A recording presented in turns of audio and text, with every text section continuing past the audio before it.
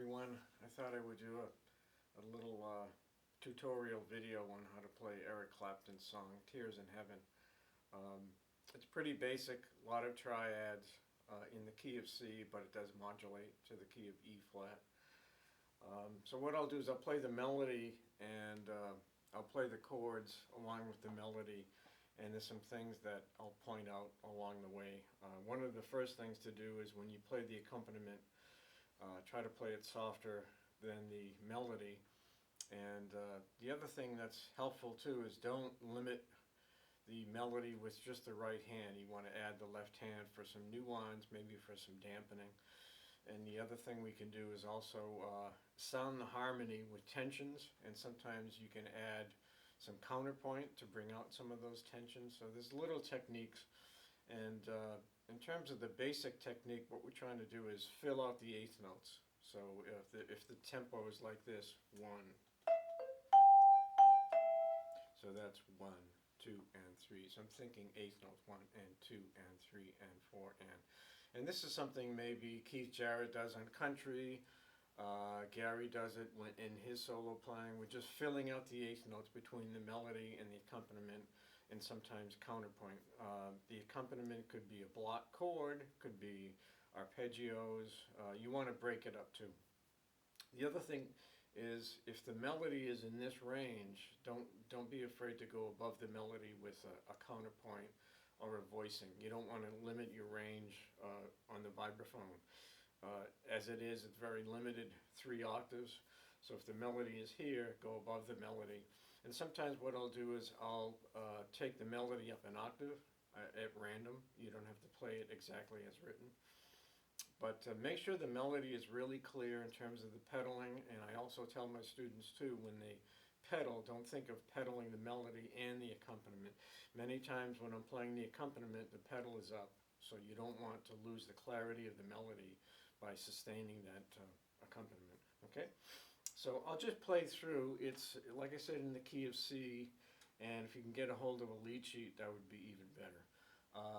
The other thing I mentioned too is try to add some color, some tension. So the harmony is C, G, A minor. But if you can, if you listen to, let's say, a piano player play this, he's going to be playing some nice tensions in those voicings. So right off the bat, I'm playing a C chord, G, C, D, E from the bottom up. And notice how soft I play that. Sometimes I'm just dropping the mallets, just half an inch. So here's the accompaniment, here's the melody. Notice that's much more prominent than the left hand, right?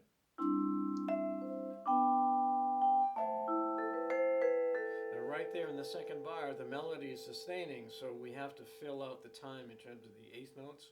So I could do something like this. I could do 6. I could do counterpoint, I'll show you.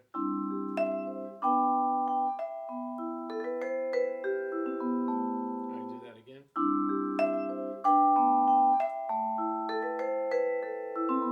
And right there in the A minor, I'm playing a B. I can play the 11, I'll show you that.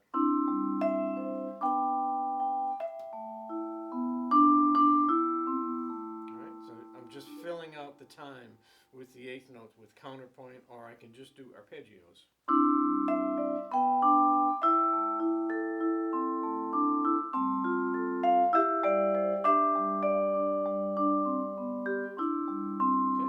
There in that G chord, the counterpoint was D, C, B. That's on the G chord. I'm just doing a chord tone to a chord tone with a passing note. Anything in terms of sounding the changes and also bringing out color is going to be a big help. Okay? But if you do the counterpoint and you have to get back to the melody, just drop the counterpoint. The melody is the key. All right? So I'll just play a little bit more and then we'll talk about it.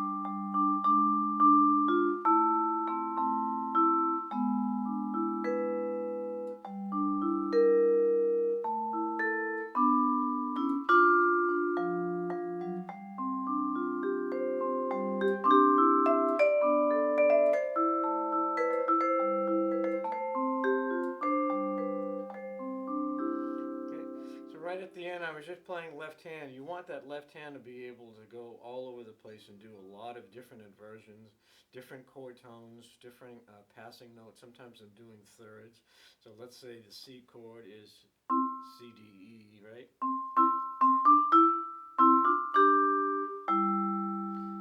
Here's the G chord, A minor, A, C. I'm going to go up to C and E with a B, D passing note. Right, so that left hand, if the left hand is active, it takes the responsibility and the pressure off the right hand to do everything.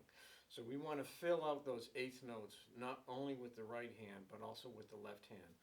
And like you can see when I was playing there before, sometimes the left hand comes up and helps the right hand for an embellishment, or vice versa. Watch this.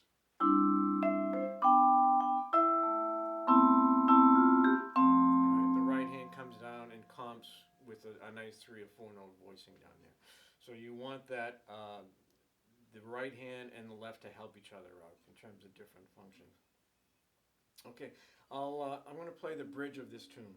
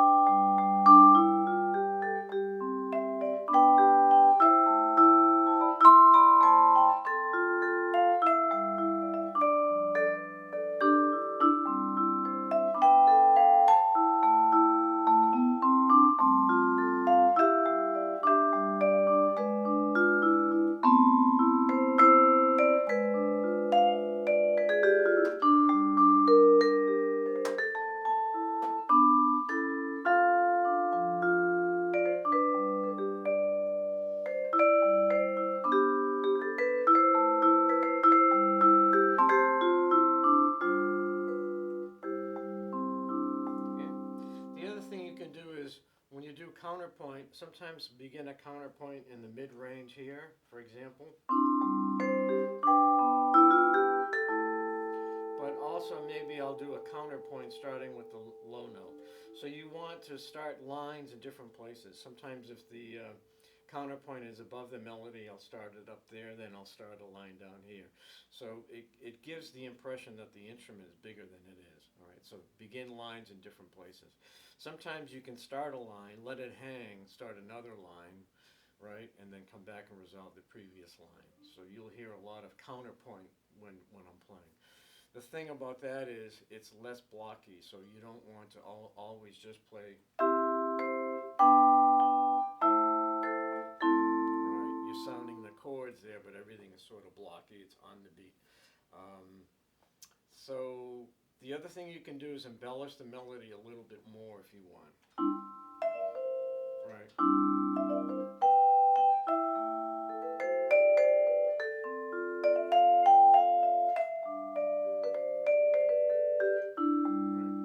So every time you play the melody, you can do, change the rhythm, add in a grace note, do some passing notes, that sort of thing. So it's a simple tune, a lot of triads, but you can really make it sound very full with the harmony, adding tensions, counterpoint. You can play the melody in thirds, you can play the melody in sixths. Right, that's a nice effect. So thirds and sixths are always nice. I think that's a lot right there. Let me just play it one more time and I'll try to illustrate and demonstrate some of the techniques we just talked about.